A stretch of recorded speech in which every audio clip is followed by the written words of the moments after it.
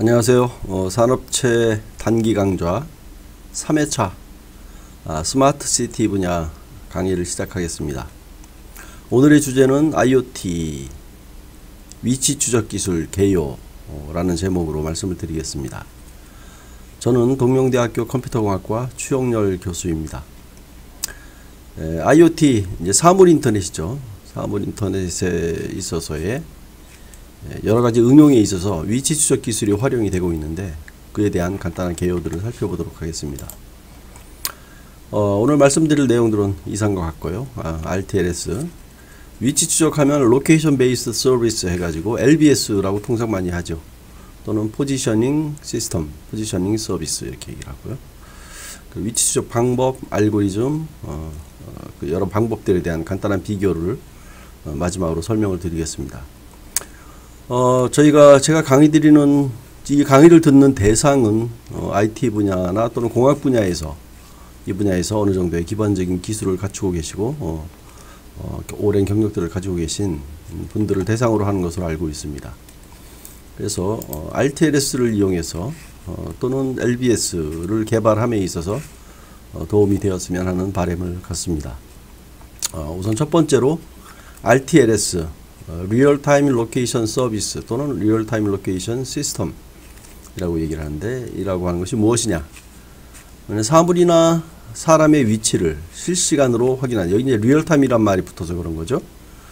확인하기 위한 그런 시스템이나 서비스를 일컫는 말이 되겠습니다. 그래서 제한된 공간 내에서의 위치 확인.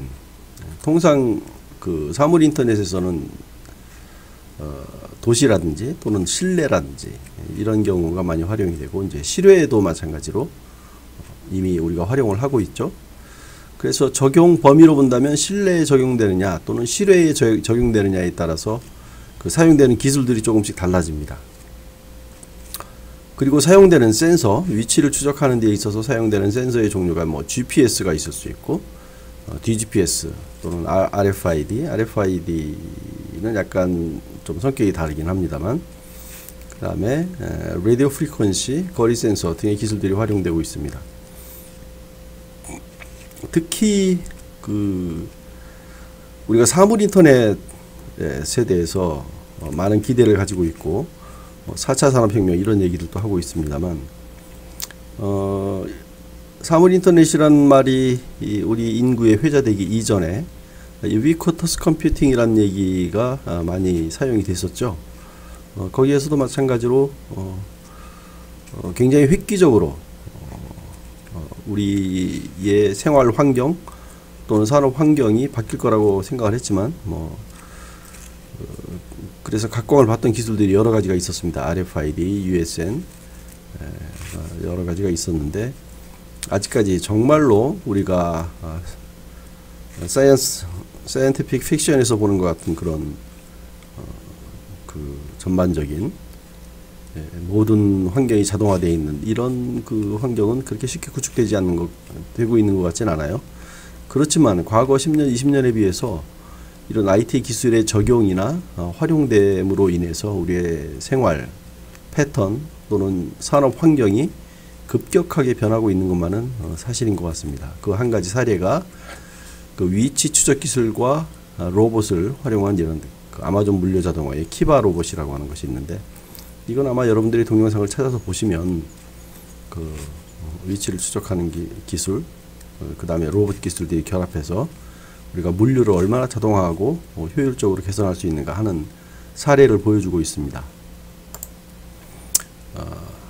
우리 스마트 시티 환경에서도 마찬가지죠. 스마트 시티 환경에서도 트래픽이라든지 가장 간단한 사례로 보면 우리 자동차의 내비게이션, 그리고 우리가 대중교통에 있어서 정류장에서 다음 버스가 몇 분 후에 도착한다든지 이런 것들을 안내해주는 이런 서비스는 그 자동차, 대중교통 자동차들의 위치를 추적함으로써 가능하게 되는 것이죠.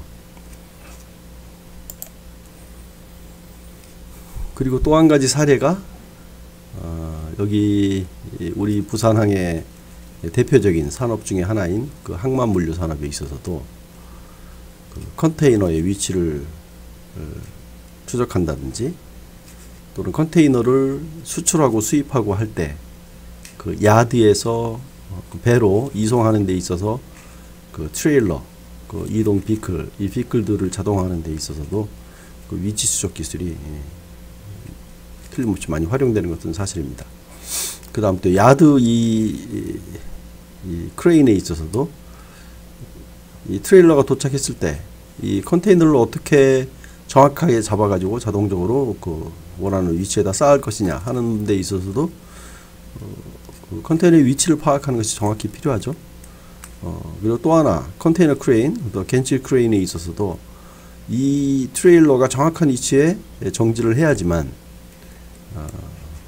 이 크레인이 이 호이스트 트롤리가 왔다 갔다 하면서 이 호이스트를 통해서 이걸 잡아서 싣고 내리고 하는 작업들을 할 수가 있습니다.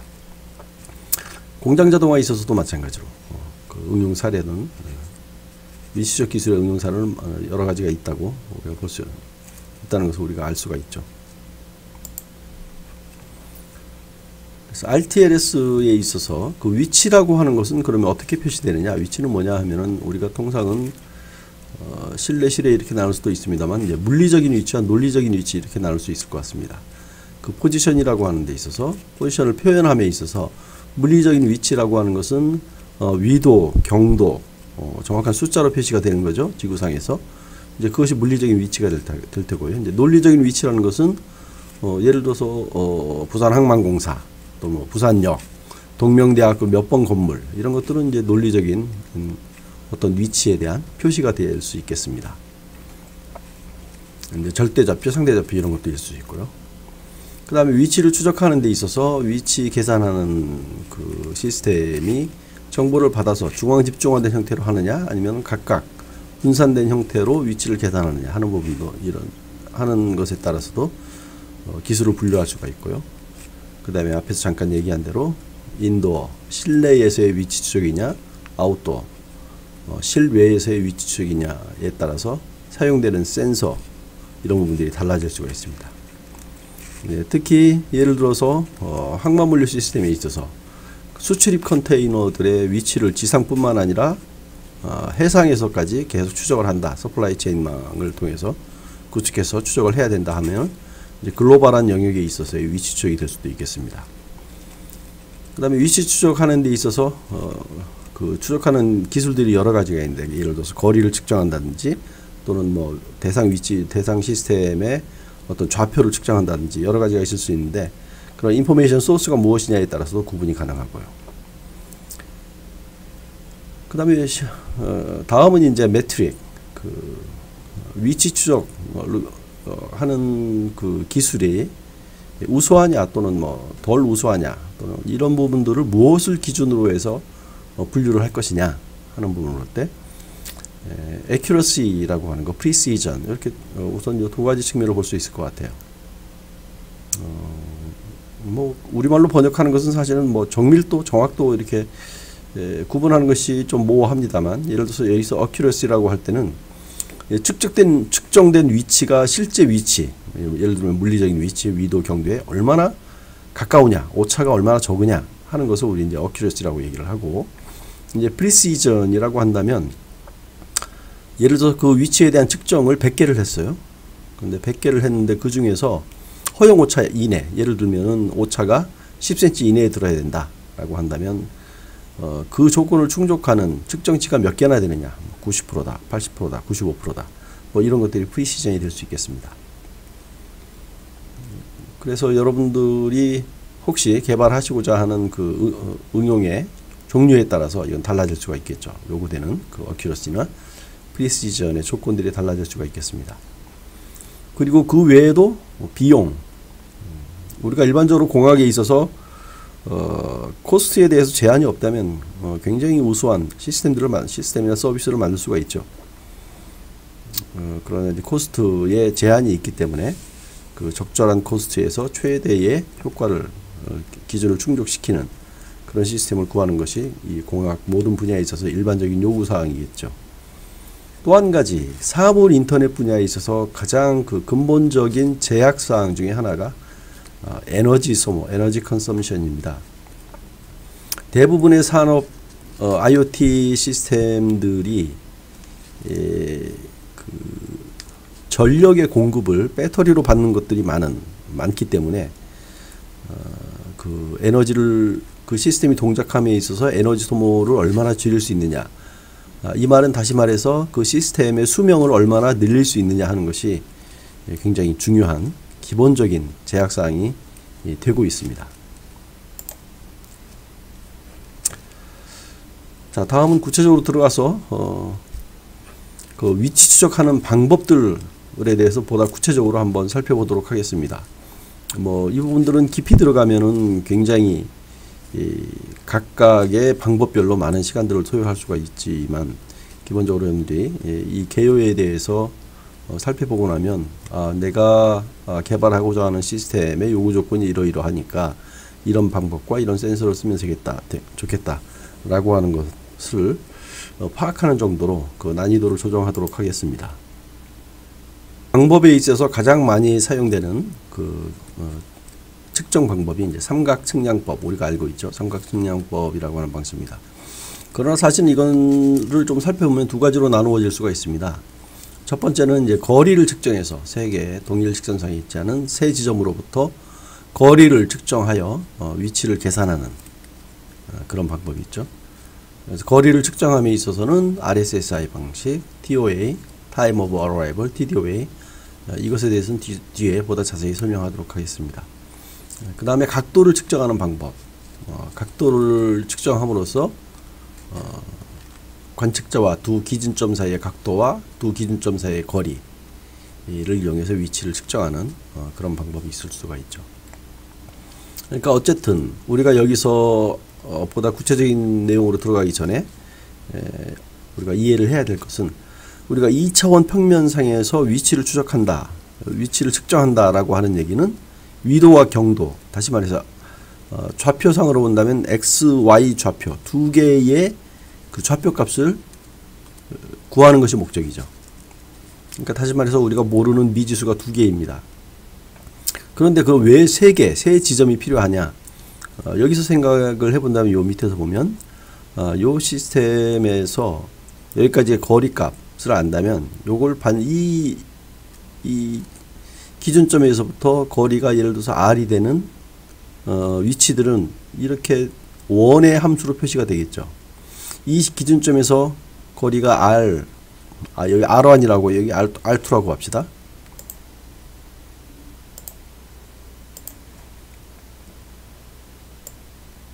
이것이 R1, 그 다음에 이것이 R2라고 한다면 이 조건을 만족하는 점들의 궤적은 다 이렇게 원으로 표시가 되겠죠. 여기도 마찬가지고. 그렇다면 요 두 가지 조건이 주어졌을 때 이것을 만족시키는 좌표 값은 여기와 여기 두 군데로 나타납니다.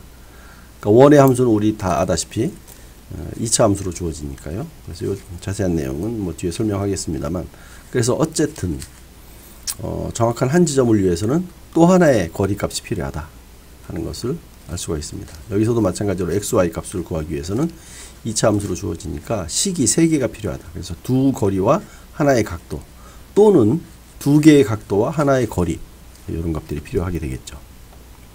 이 정도로 이해를 하시고요. 우리가 그 가장 많이 사용되는 위치 추적 방법 또는 응용 서비스가 GPS를 이용한 위치 추적입니다. 이건 이제 실내에서 가능하죠. 실외에서 가능하죠. 실내에서는 GPS 신호를 받을 수 없으니까요. 그리고 또 하나 이제 보다 정밀한 위치 측정을 위해서 이제 DGPS, Differential Global Positioning System이라고 하는 기술들로 우리가 사용할 수가 있습니다. 뭐 여기 개요를 살펴보면 6개의 궤도, 지구상의 궤도에서 각 궤도마다 4개의 정지 위성이 항법 메시지를 내비게이션 메시지를 전송하는 그런 구조로 되어 있습니다. 그러면 지상에 있는 그 위치를 확인하고자 하는 시스템들은 최소한도 이제 3차원이니까 지구상에서 X, Y, Z 좌표 값을 구하기 위해서는 적어도 4개의 위성으로부터 신호를 받아가지고 그 자기의 있는 위치를 측정하도록 되어 있습니다.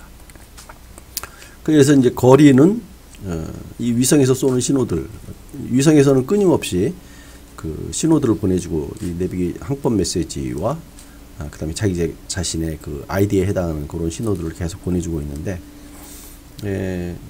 여기서 오는 신호들을 이용해서 거리를 계산함에 있어서는 그 빛의 속도 곱하기 시간 하면은 이제 거리가 되겠죠. 그래서 이 각각의 위성에서는 요 신호를 보낼 때 그 정확한 시각값하고 그다음에 궤도 정보 뭐 이런 그 값을 포함해서 메시지를 보냅니다. 그러면 그 정확하게 요 시간값을 서로 동기화를 시켜서 걸리는 자기가 수신한 시간과 시간을 안다면 수신했던 하는데 걸린 그 시각을 알고 있다면 그럼 거기다 시간을 곱해서 거리를 계산할 수가 있죠. 당연히 오차 요소가 있습니다. 오차 요소가 있어서 통상 GPS는 뭐 30m 내외에 오차를 갖는 걸로 되어 있습니다.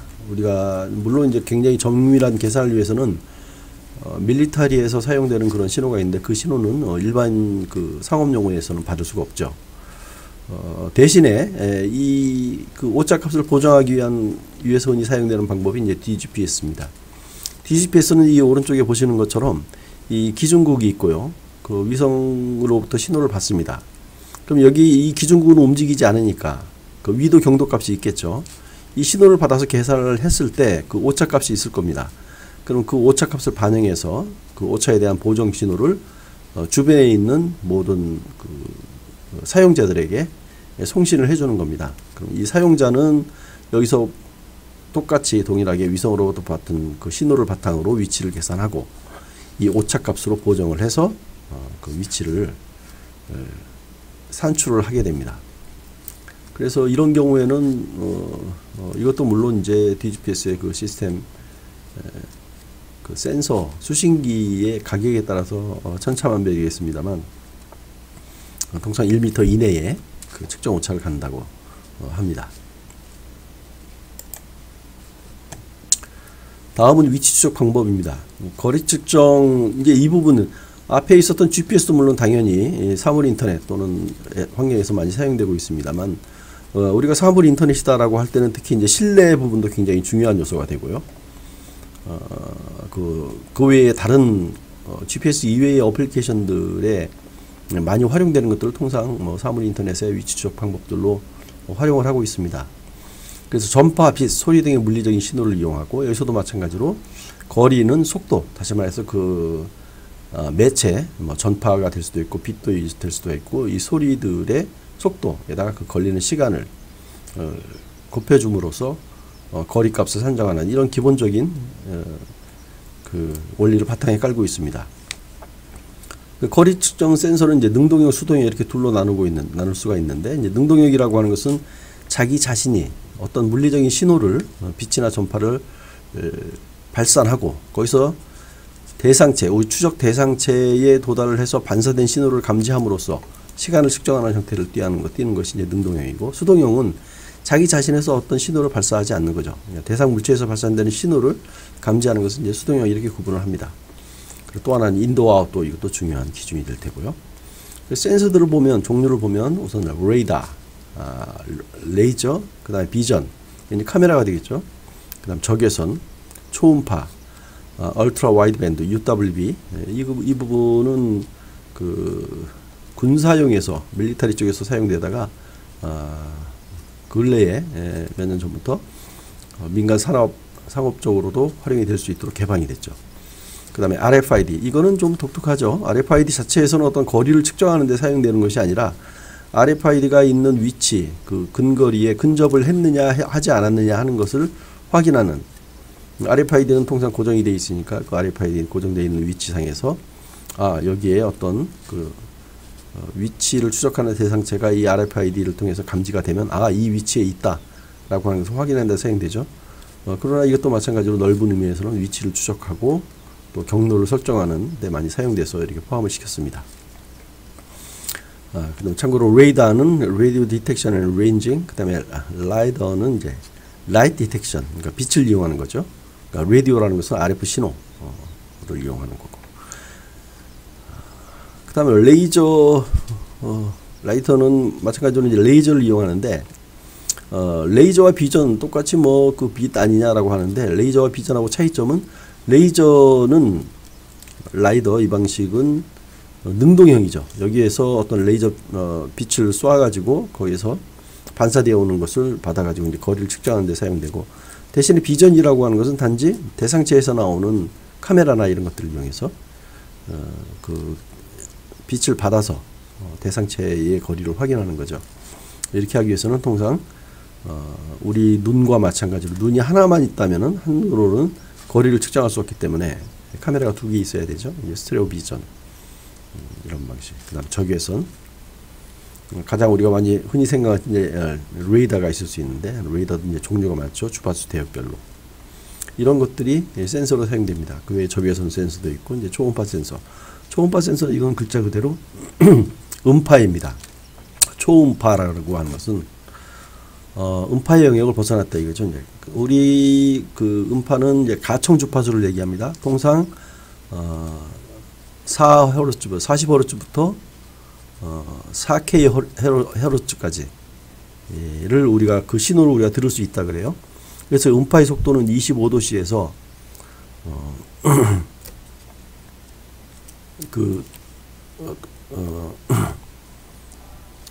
전파되는 속도가 딱 정해져 있죠. 거기에 따라서. 그러나 초음파도 똑같은데 이제 주파수 대역만 40Hz 이하 또는 4KHz 이상의 음파를 우리가 이제 초음파라고 얘기를 합니다.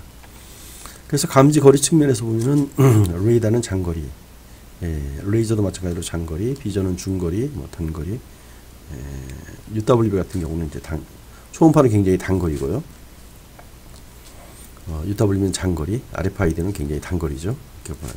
정확도도 하이, 로우 이렇게 우리가 구분을 했습니다.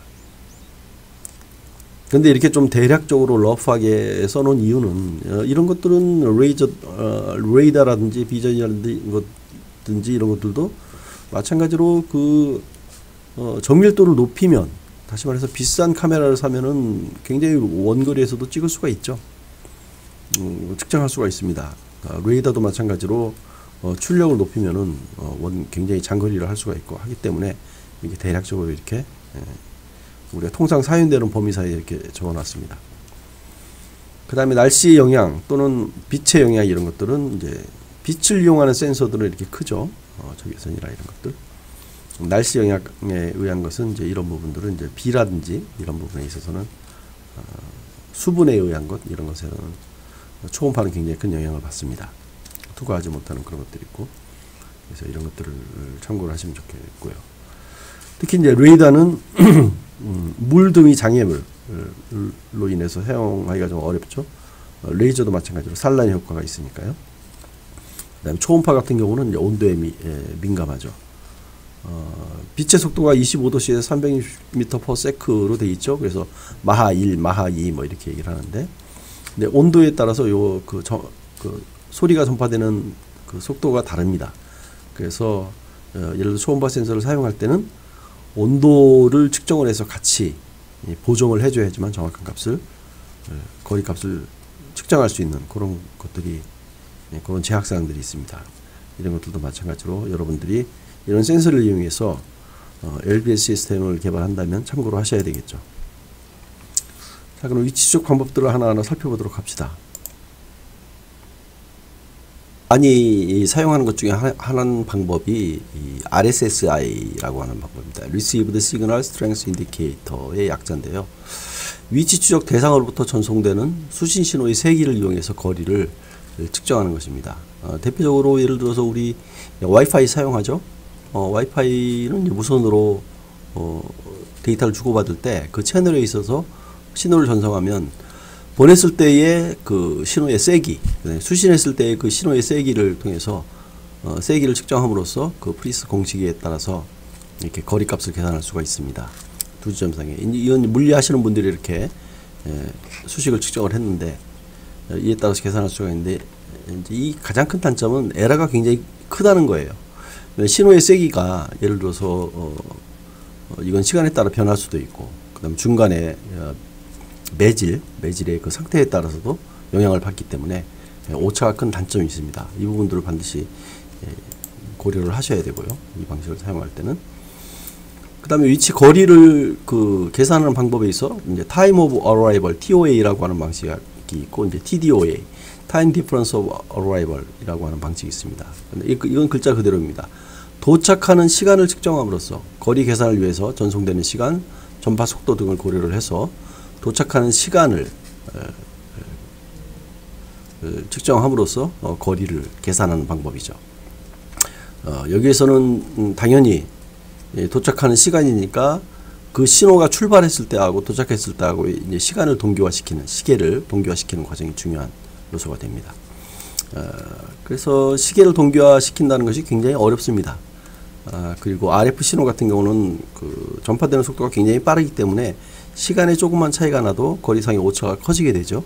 그래서 이런 부분이 좀 어려움이 있습니다. 그래서 이제 이것에 대한 하나의 단점을 보완하는 방법이 이제 TDOA인데, 타임 디퍼런스.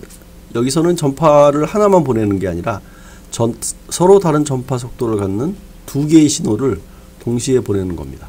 예를 들어서 초음파, 울트라사운드와 그 다음에 라디오 프리퀀시를 동시에 보내는 거죠. 초음파 같은 경우는 340m/s. 아까 제가 360m라고 하느냐 그랬나요? 이제 25도씨에서 340m/s의 전파 속도를 갖고요. RF 시그널은 이제 빛의 속도를 갖게 됩니다. 그래서 도착 시간의 차이를 이용해서 거리를 측정하는 거죠. 여기에는 이제 캘리브레이션 하는 문제, 그 다음에 에너지 소모를 어떻게 줄이느냐 하는 것들이 두 개의 신호를 사용하니까요. 그런 부분들이 하나의 관점이 됩니다. TOA를 보다 자세히 살펴보면 이동 개체가 위치 정보를 보낸 시점과 기준점에서 그 정보를 수신한 도착 시간 정보를 이제 이용을 합니다. 그림을 보면 보다 명확해지는데요. 여기에서 보내는 쪽에서 우리가 거리를 측정하는 것을 요 수신기 쪽에 거리를 측정한다고 생각을 해봅시다. 한다면 보내는 쪽에서 어떤 신호를 보냅니다. 신호를 보면 수신하는 쪽에서 즉시 응답 똑같은 신호를 응답으로 보냅니다. 그렇다면 이 전파 신호가 출발해가지고 도착할 때 그 시간차가 있겠죠. 이 부분에. 예를 들어서 요만큼의 시간이 전파하는 데 걸린 시간이죠. 그 다음에 또 여기서 보냈다면 요만큼의 시간이 이 전파가 전송되는 데 걸린 시간입니다. 그래서 RF 신호 같은 경우 또는 빛이라든지 이런 것들은 전파되는 속도를 우리가 알고 있으니까 이것을 통해서 요 시간만큼을 통해서 계산할 수가 있죠. 그러면 요 거리를 어떻게 계산하느냐 하면은 요 수식에 있는 것처럼 자기가 보냈을 때의 시간 값과 다시 응답을 받았을 때의 시간 값을 확인을 하면 되는 거죠. 근데 요 시간은 수신기 쪽에서 요 신호를 받아 가지고 처리하는 데 걸린 내부의 프로세싱 타임이니까 요 시간은 빼줘야 되겠죠. 순수하게 전파하는 데 걸린 시간만 계산해야 되니까. 그리고 실제는 요런 왕복 시간이니까 거리는 요것을 반으로 나눠주면 될 것입니다. 그래서 요걸 간단하게 수식으로 표시하면 이렇게 계산할 수가 있습니다. 이건 간단한 수식이니까 여러분들이 파악할 수 있겠죠. 이렇게 되면은 수신기와 송신기 사이에 그 시간 동기화 문제도 일정 정도 해결할 수가 있죠. 왜냐하면은 여기에서 보내는 쪽에서의 클락은 자기 나름대로 동작을 할 테고 이 보내는 쪽에서 자기가 받은 시간 값과 이 신호를 받은 시간 값과 자기가 신호를 전송한 시간 값을 같이 보내준다면 그 시간만큼을 빼서 그러면은 요 시간만큼이 나오겠죠. 요 시간만큼만 빼주면 되는 거죠. 여기에서 총 시간에서. 그렇기 때문에 이 경우에는 그 타임 싱크로나이제이션도 그렇게 중요한 요소가 되지 않습니다. 다만 여기 약간의 계산하는 데 있어서 오차가 있을 수 있겠죠.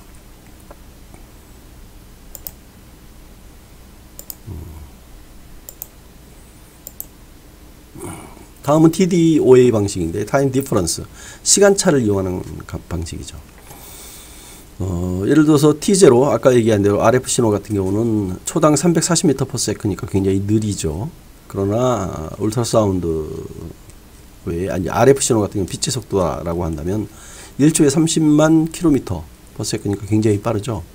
그래서 그 시간차를 이용해서 거리값을 구하는 그런 방법을 테크닉을 사용을 합니다. 그런데 아까 얘기한 대로 울트라사운드 같은 경우는 이제 소리니까 이 소리의 전파 속도는 그 온도라든지 그 환경, 매질의 그 상태에 따라서 영향을 받기 때문에 그런 부분들을 고려를 해줘야 되겠죠. 그래서 그 수식으로 하면은 이렇게 구해지게 됩니다. 요거는 여러분들이 만약에 개발을 한다면 바로 이 수식을 적용해서 사용하실 수 있겠습니다. 그래서 울트라 TDOA 방식을 사용하는 대표적인 그 센서 중에 하나가 여러분들 크리켓이라고 하는 그 모듈이 있습니다. 그 사물 인터넷에 무선 센서 네트워크 거리 측정 모듈이 있는데 그 모듈에서는 이러한 형태의 방식을 사용을 하게 됩니다.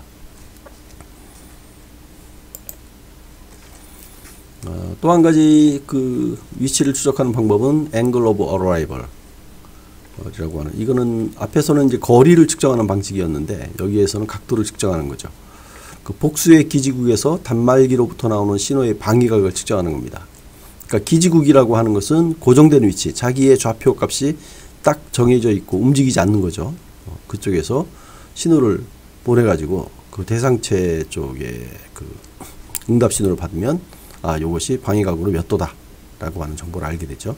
그 다음에 여기서도 마찬가지로 신호를 보냈을 때 받아가지고 대상체로부터 응답이 왔을 때 그러면 몇 도 각도에서 내가 이 신호를 받았다. 그럼 각도가 몇 도다. 여기도 각도가 몇 도다 하는 것을 알면 대상체의 위치를 파악할 수가 있습니다. 이 각도라고 하는 각도를 알아도 마찬가지로 우리가 사인 또는 코사인 함수를 이용해서 수식을 구할 수가 있죠. 그렇기 때문에 동일한 방법으로 거리를 측정을 하든 각도를 측정하든 위치를 추적하는 것들은 약간의 수식의 차이만 있을 뿐 구하는 것은 별로 문제가 되지 않을 것입니다. 수식은 이미 나와 있는 것들이고요. 그럼 이 방위각을 어떻게 측정하느냐? 우리가 신호를 보낼 때는 통상 한 방향으로 어떤 직진성이 있는 신호를 보내야 되니까 그렇게 했을 때 그러면 그 하나의 기지국에서 요 전파를 쏘는 것들을 시간차를 쭉에 따라서 한 바퀴 서큘레이션 하면서 그때마다 신호를 보내가지고 어떤 방위각에서 응답을 받았다 하는 것들을 측정하는 방법이 있고, 돈이 많다면 그런 경우에 돈이 별로 문제가 안 되는 응용이라면은 360도 전방향으로 예를 들어서 12개 또는 4개 이상 12개의 그 안테나를 달아가지고 동시에 쏘는 거죠. 그렇게 하면 훨씬 그 각도를 측정하는 데 있어서 시간이 짧을 수가 있겠죠. 그래서 하나의 기지국에서 4개 내지 12개의 안테나가 각 방향별로 동서남북 방향별로 배치시켜서 신호를 쏴가지고 수신한 그 신호의 각도를 측정하는 방법이 있고, 다른 방법으로는 하나의 안테나를 쭉쭉 시간차별로 이렇게 회전시키면서 측정해가지고 각도를 측정하는 방법이 있죠. 그런데 이제 이 부분의 단점은 도심 지역에서는 건물 반사에 의한 이걸 이제 페이딩 효과라고 얘기를 하는데, 페이딩 이펙트라고 얘기를 하는데, 그로 인해서 오차가 발생할 수가 있습니다. 페이딩 이펙트라고 하는 것은 뭐냐면 예를 들어서 이 신호를 봤을 때 도착한 신호 값이 응답 값이 직접 오는 신호가 있으면 괜찮은데 주변에 건물이 있으면 건물에 반사됐다가 오는 신호를 진짜 신호로 착각할 수 있다는 거죠. 이것이 이제 페이딩 효과입니다. 그래서 우리가 각도를 측정하는데 또는 그 무선 네트워크를 사용하는 데 있어서 가장 근본적인 제약사항 중에 하나가 페이딩 효과입니다. 그러니까 이걸 줄이는 것이 중요한 문제가 되죠. 하이브리드 타입은 이런 정확도와 신뢰도 향상을 위해서 각도와 거리를 측정하는 것을 이렇게 혼합해서 사용하는 방법이 TOA와 AOA를 혼합해서 사용하는 그런 방법들이 사용되기도 합니다. 3변 측량법, 이거는 정확한 이제 삼각 측량이 아니라 이제 3변 측량이라고 하는 것이 트라일레트레이션, 이것이 정확한 표현인데요. 가장 많이 사용되는 방법 중에 하나입니다. 그러니까 이 방식에서 거리를 어떻게 계산하는가 하는 것을 이제 간단하게 살펴보도록 합시다. 우리가 2차원이라고 우선 생각을 하죠. 이제 3차원이면 그 수식만 하나, 신호만 더 받으면 되니까 동일하게 적용할 수 있습니다. 2차원 평면상에서 개체의 실시간 위치를 추정하는데 가장 보편적으로 사용하는 데 있어서 사용되는데요. 여기에서 요구되는 것은 우리가 알고자 하는 것은 XY 좌표죠. X, Y. 그러니까 우리가 좌표를 얘기할 때 위도, 경도, 절대값도 사용을 했었습니다만 상대적으로도 볼 수가 있어요. 예를 들어서 상대 좌표를 사용한다면 요걸 이제 XY 좌표라고 하는 거죠. X 그 다음에 Y 좌표고 여기가 이제 원점 0,0가 되겠죠. 그래서 요 위치가 어디냐 하는 것은 X, Y 저점은 어디냐. 그러면 이것에 지금 우리가 여기는 0,0이라고 놨지만 이것을 지구상의 위도, 경도 값을 우리가 알고 있으니까 거기에 따라서 뒤에 보정만 해주면 되니까 이렇게도 전혀 문제가 없습니다. 이렇게 했을 때 거리 값은 요 시스템 추적 대상 물체와의 거리는 앞에서 얘기한 여러 가지 센서를 이용해서 측정할 수가 있는 거죠. 측정을 해서 D1, D1, D2, D3 값을 여기를 어떤 센서를 이용하든 그 거리를 측정했다면 수식은 이렇게 주어질 것입니다. 여기서 요 X1, Y1, X2, Y2, X3, Y3 요거는 고정되어 있는 기지국이 되겠죠. 그래서 그 좌표가 정해져 있습니다. 다시 말해서 알고 있는 값이죠. 우리가 모르고 있는 값은 요 X, Y입니다. 그러면 수식은 이렇게 주어지겠죠. 요 X에서 측정한, X1에서 측정한 값은 거리가 D1이니까 X,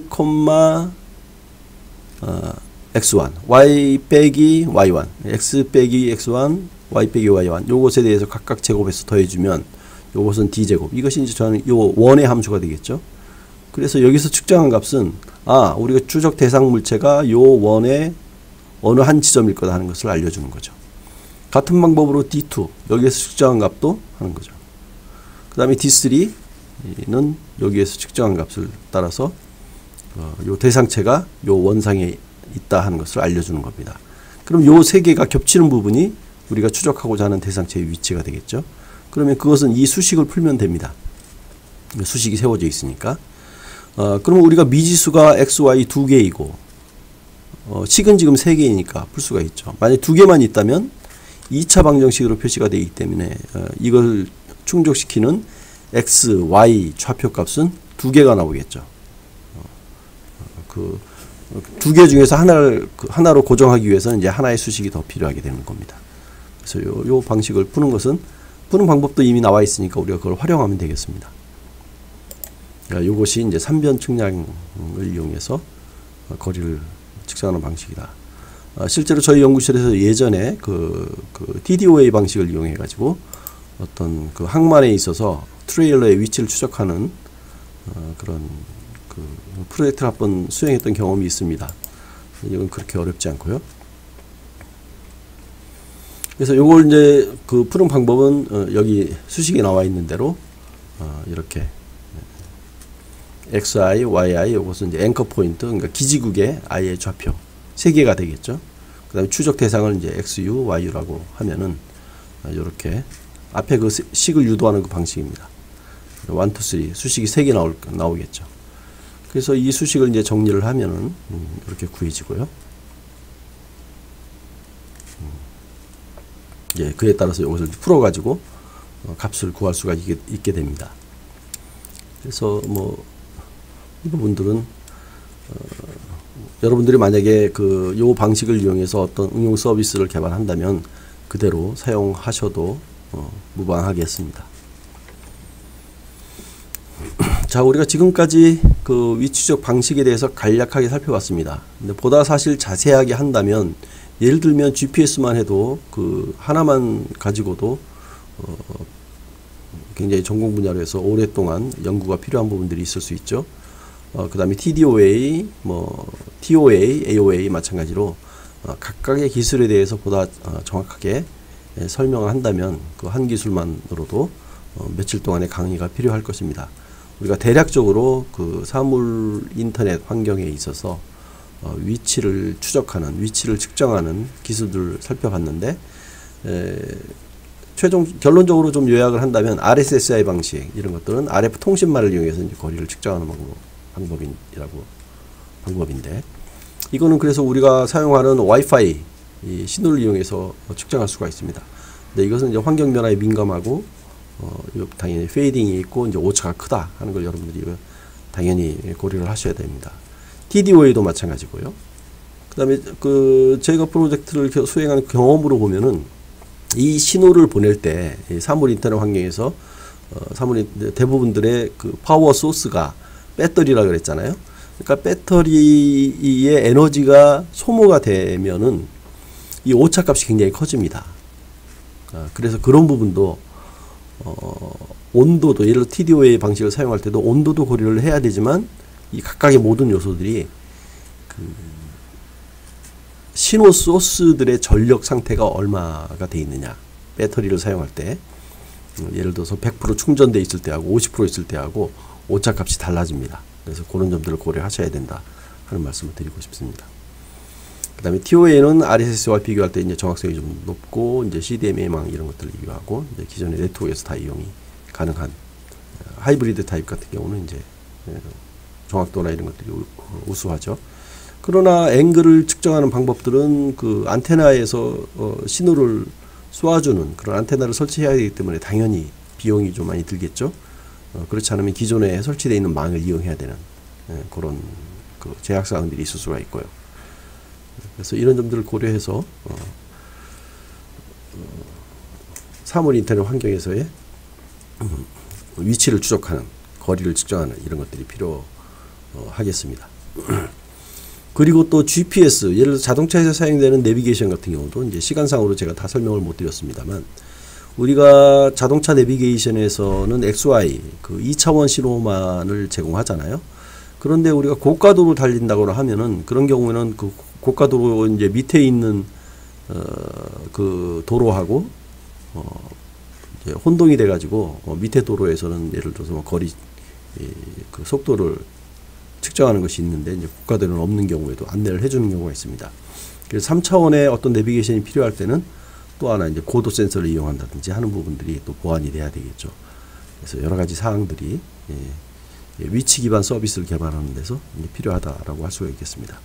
그러나 이제 관광 쪽, 관광 같은 경우에는 우리가 핸드폰에서 흔히 사용되지만, 그 경우에는 거리 오차가 1, 20m 나도 별 문제가 안 되죠. 이제 그런 경우에는 또 적용하는 데 있어서 다른 방법으로 접근할 수 있는 그런 방법들이 있으니까, 응용 대상에 따라서 어떤 센서를 쓸 것이냐 또는 어떤 방법을 쓸 것이냐 하는 것들을 판단하는 것이 필요하다 하는 말씀을 드립니다. 자, 이상으로 해가지고 짧은 시간 동안 사물 인터넷 환경에 있어서의 위치 추적 기술 기본적인 내용들에 대해서 살펴보았습니다. 여러분들에게 도움이 되었기를 바랍니다. 감사합니다.